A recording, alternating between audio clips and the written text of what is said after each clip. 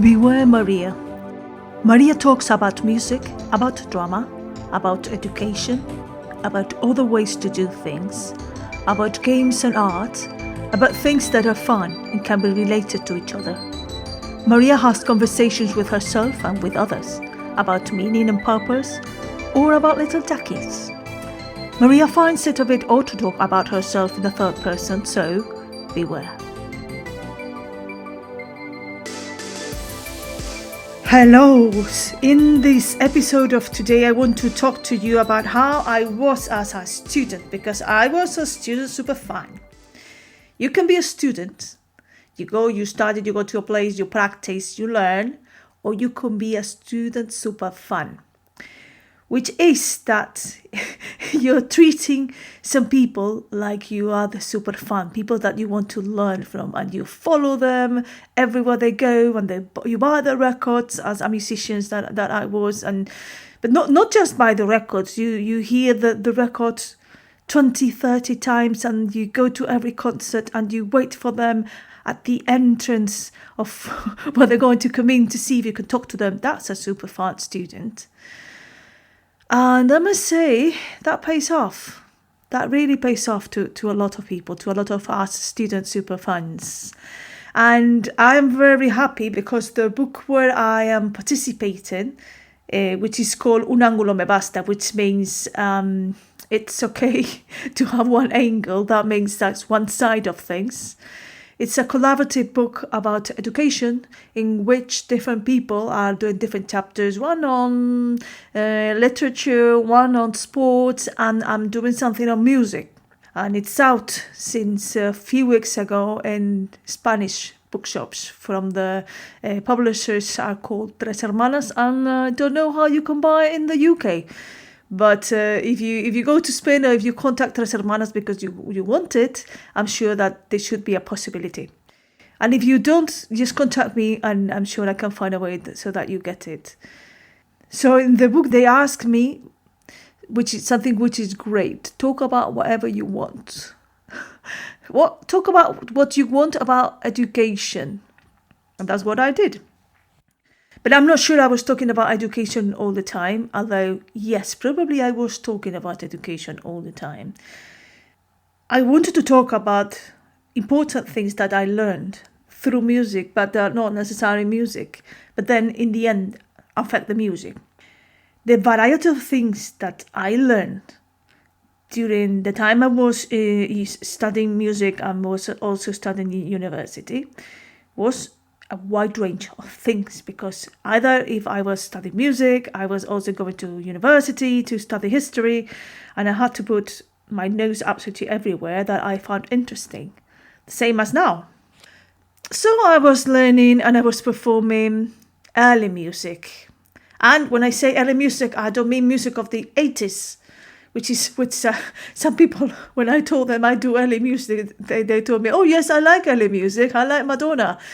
No, I mean early, very early music from the 16th century, and from the 17th and from the 18th century. Baroque music. I was doing stuff like this, recording. You're going to hear me when I was 23, 24. This is me.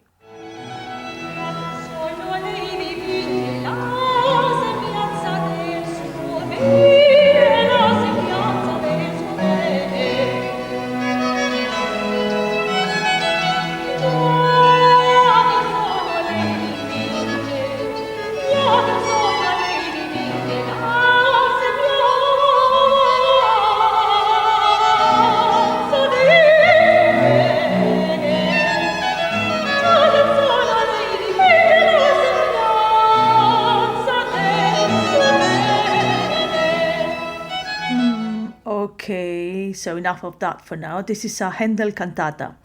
Maybe one day I'll play it all and we can talk about Handel a little bit. This is just to illustrate that what was in my head when I was 22, 23. Pensieri notturni di Phyllis, the cantata from Handel,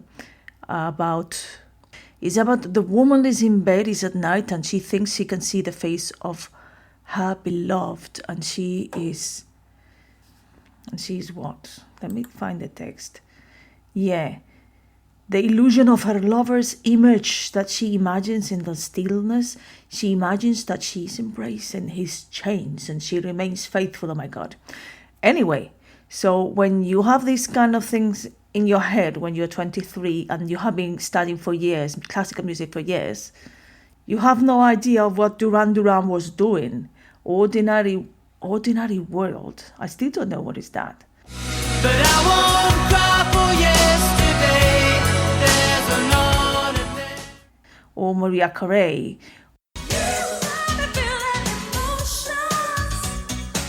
Or around the times of Bad Girl, Madonna song. And I say it as if I knew what I was talking about.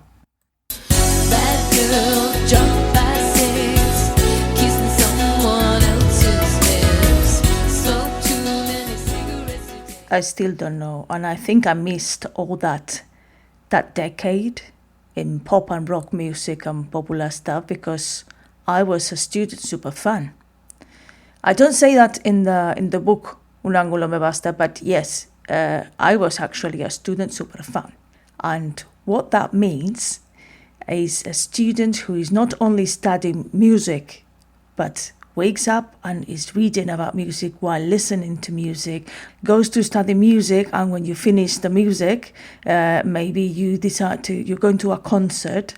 But for the concert, you have previously studied 2 weeks before the music, and you have been looking at the sheet music.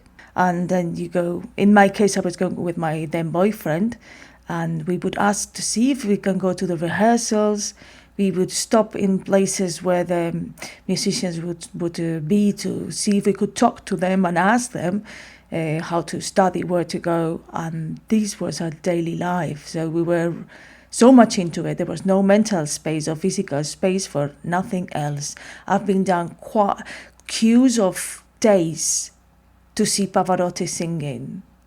Queues where people were queuing literally for days to buy the tickets, and you give a number, you get numbered, and every 2 or 3 hours, I don't remember how many hours, but every number of hours, people had to be back to the queue and be counted, and then you could go off and then back to the list and do it like that to see big things. And it was an amazing period of intense learning. That's what to me means being a student super fan. We would also go to concerts in other cities because some of our idols were performing there, our early music idols were there, and we would stop an hour before or longer when we know they're going to pass to see if they can sign the CDs that we had. So one day we got a pile of them, and we got these musicians passing by. We stopped them. Please, can you sign these CDs? There was a double strategy to that, because while they signed the CDs, we had a conversation with them, and we could ask, where can I go to study? Where do you teach? How can I know more? And that really paid off. That took me to Devon. But I'll talk about that later. One of the musicians that we got to meet was at the moment the director of London Philharmonic Orchestra, Franz Welsenmost, who had a conversation with my then boyfriend, and he was saying something that I have still very present, and that is, if you want to do something, do it. Don't wait to feel that you are prepared to do it. Do it and practice it, and by doing it, you learn doing it. Like if you want to be an orchestra director, conduct. Don't wait for the many years that you need so that in conservatoire you can take the course. Conduct, move your arms in front of a group of children. Move your arms in a care home in front of the older people. Conduct in front of the mirror. Just do it. Don't wait. It's clear he's not asking us to be reckless, but he's asking us to be in movement and do what we want to do. And do more of it. And asking my super idols, I got to Devon. Dartington International Summer School, 1991. great experience, and we were residing in a building that was like half a mile away from Dartington Summer School, that we didn't know much about, but we saw there were people residing there that were also members of staff. Every morning we would have breakfast in that building, and then when we come back from the day we would have dinner in that place too.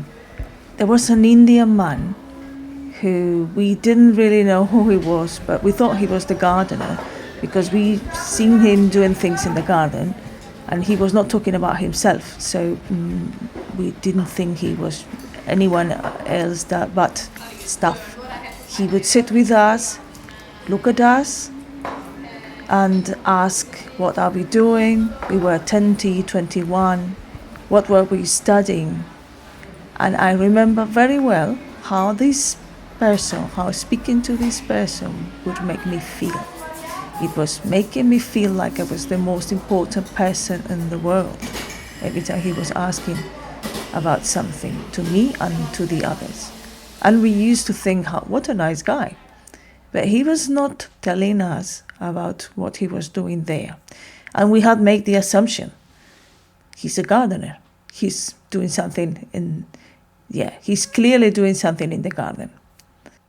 When the following year I got a grant to go to Schumacher College in Devon to do music with, again, some of my most admired figures of the early music, it happened to be the same building where I had been the previous year. And the guy that we thought was the gardener was Satish Kumar, the director of the center, who had been recently founded.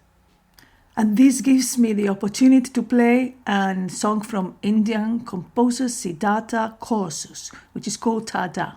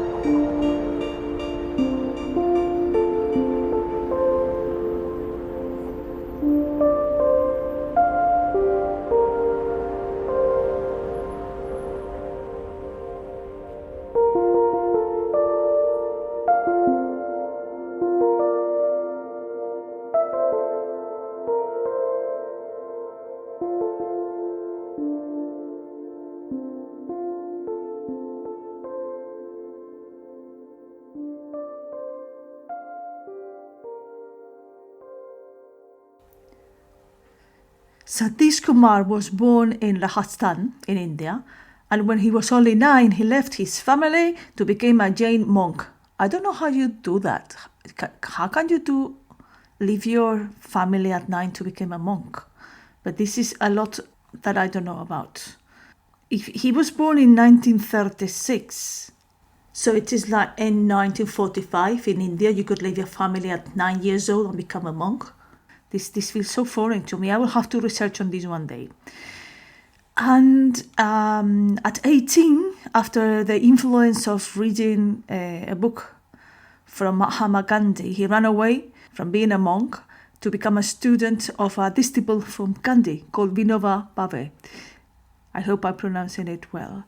So he started to be infused in nonviolence and land reform ideas. Then in 1973, he came to the UK, where he became an activist and a speaker, which he is up to now. And in 1991, just the year that I was having breakfast with him, not knowing who he was was the originator and the co-founder of Schumacher College, which is an international college for ecological studies in Devon. And he served as his program director up to 2010. The program was a combination of the music that we were studying with the musicians that we really admire and wanted to be with in a very reduced group. But there was a morning gathering, there was a morning meditation, there was Tai Chi in the morning, there was, we were studying Gaia theory in the afternoon, which is that theory that says that the earth is like a whole living organism where organic and inorganic elements are being interacting to keep in the equilibrium and self-regulation of the planet. A theory that was set on the 70s by James Lovelock and Jean Margulis. So that was another interesting feature. Every afternoon we would do Gaia theory. And I was introduced to recycling. Other people from other countries, or British would have been, but in Spain we were not having recycling, in domestic recycling yet in the year 1992. It came just very little later. One of the most interesting things we did, apart from the music that we were practicing, was a group work. That consisted of, we were put in groups of 5, and every group had staff members of people who were working for Schumacher College or residing and working for Schumacher College, teachers that we admired, and ourselves, the students. This created a very interesting combination, and for me it was incredible and so revolutionary, because normally in most centers you would have the teachers, which would be in the podium, elevated, that you see as they are your stars and your idols and the people you want to be like with, but you admire them, but you're never there. The students who are learning, and staff that you don't even talk with. And you don't know really who they are. They are serving, they are cleaning, and they're running the building, actually, which is a very important thing to do, but we are not aware. By doing this system, putting people in small groups to work together, we get to know everybody at the same level. And what the groups had to do was rotate in different tasks. One day we would be working in the garden, another day it was my group who would be doing lunch, for example, a different group would be doing the dinner, another group would be cleaning the toilets. I was amazed. That teacher, that Emma Kirkby, the queen of the early music, that person I so much admire and look up to, was peeling potatoes with me, which is absolutely nothing extraordinary. But for me, when I was 20, that was extraordinary. That was something I would have never imagined. And also, it gives you the opportunity to know those staff members that we knew nothing about and that could be equally interesting people. We worked together for 2 weeks, and at the end of the time of the course, I can say this way of working, the empathy that was shown, the manner in which the whole course was conducted, and the groups that we were working with, completely destroyed my hierarchic mind that was created with an educational system that existed in Spain and also existed in Britain. Like, teachers are like God. They know everything. They could do anything. They could say anything you should follow. And it's really difficult to say no to teachers, isn't it? In that time for me, I must say, now probably things are changed, but I came back really changed. I understood deeply why we were there. What we were doing in the course was not about how to make the music better, but how to understand why do you do music and how do you contribute to the world with it. I understood. Not just in my head, but I experienced, I knew it in my body. I started to talk differently to everybody. I started to feel how much equal we are to each other in a way that before I had only thought about it. And how interesting everybody can be. Have you ever felt when we were allowed to go to dinners or lunches in big groups that you sit in the most boring part of the table when the conversation is less interesting and the people around you are the people who interest you the least? I think when I was in my 20s, I had many times that feeling that it doesn't matter where I sit, I'm in the boring end, and other people will be in the fun and having more fun than me and getting more interesting conversations. I learned that actually the boring one was me. The less curious, I was taught to memorize. I was taught to perform. Curious, the person who was not putting all my attention on the others. Afraid to make the wrong question or to look stupid. But more important, even not able to think what the question would be. I was not taught to be curious. I was taught to memorize. I was taught to perform. I was missing all the best conversations. I was missing all the best interactions. I was missing feeling that I was actually in the place where I really wanted to be. The good news is that awareness is everything. Being aware of this helped me to change it and sit in the same places and understand the magic of putting your curiosity and your attention to where you are. With the time, I started sitting in the most interesting place of the table with the most interesting people, having the most interesting conversations. And you know, what makes the difference is not where I sit, is the way I see it. Is the questions I make and is the interest I'm putting. So I can create that interest anywhere I am. This is something that took a little while, but I consider the seed of it is a legacy of having spent time with people that were teaching me to see the world in a different way to what I was taught.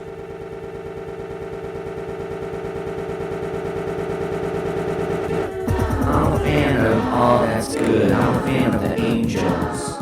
I'm a fan of Knock on Wood. I'm a fan of Lucky Charms. I'm a fan of Pop-Tarts. I'm a fan of All That's Good. I'm a fan of Marshmallows. I'm a fan of Angels. I'm a fan of All That's Good. I'm a fan of Superman. I'm a fan of Best Friends. I'm a fan of the Seinfeld Show. I'm a fan. I'm a fan of all that makes you happy. I'm a fan of your mom and pappy. I'm a fan of your neighbor.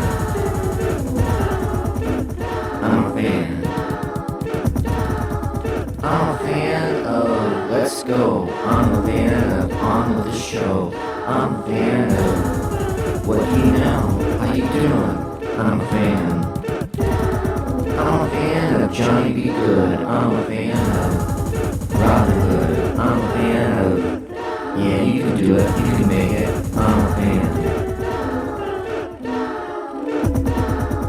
I'm a fan of Batman. I'm a fan of Yes We Can. I'm a fan of Superman. I'm a fan. I'm a fan of Easter Peeps. I'm a fan of Hans Knows That Beeps. I'm a fan. I'm a fan.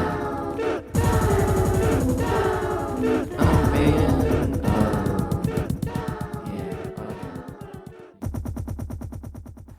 And this is the work of Jad Fire, and what an interesting work he has. He's got 2 albums that I see one is called Beautiful Songs with the best of him. He has a very prolific career and his name itself is Music. I recommend check this guy. He's doing a very interesting work since the 80s. And what about the students and the Schumacher College and the change of mindset and everything else? If you want to know more and you can read Spanish, don't doubt it. Get the book. If you don't know how to find it, write to me at bewaremaria@gmail.com. And this has been it for today. I hope you are having a fantastic week, whichever day of the week you are listening to this program, that it becomes a podcast later on, so you will always be able to have access to it. Thank you for being there and see you next week.